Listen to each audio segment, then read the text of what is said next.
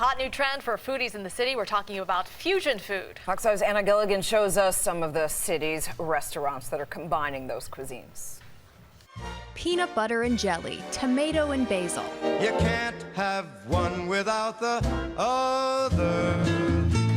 But Indian and Latin, or French and Mexican? I found some unusual fusion restaurants mixing just those flavors, starting with Epazote on the Upper East Side. Agostino, thanks for having me. Thank you for coming.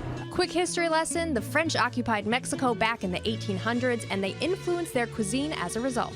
We want something. We want techniques, how to cook, how to eat.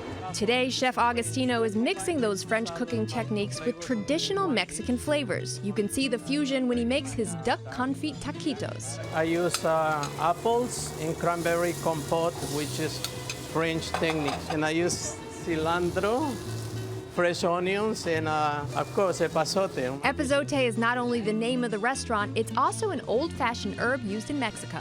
Epazote is between the basil and mint. It has very unique flavor. Back to the fusion. When Chef Agostino makes veal tacos, he braises the meat, which is a French technique, but uses Mexican beer, not wine. Now this is one of their featured dishes. It looks like a standard goat cheese salad, but it's coated with chili, so it's shockingly spicy when you bite into it, and really delicious.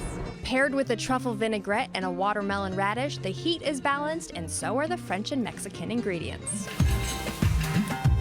Indian and Latin flavors are another unexpected combination, but that's exactly what they mix at the Vermillion restaurant. It's not only spices, it's explosion of flavors. Chef Anoop Patwal says Indian and Latin doesn't have to mean eye-watering spicy food, but he always packs in the flavor, like with his tandoori skirt steak. In India, people don't eat beef, but over here we take the Argentinian cut of meat, which is churrasco, and we put Indian spices in it. And in addition to the turf, they also have the surf with dishes like tamarind shrimp. In India, tamarind is a very important sauce. It's basically a sweet and sour food.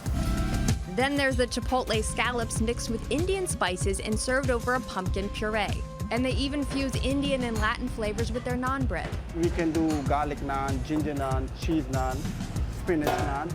Next time you can't decide what type of food to eat, try a fusion restaurant and eat a few kinds of food together. You may be pleasantly surprised. Anna Gilligan, Fox 5 News.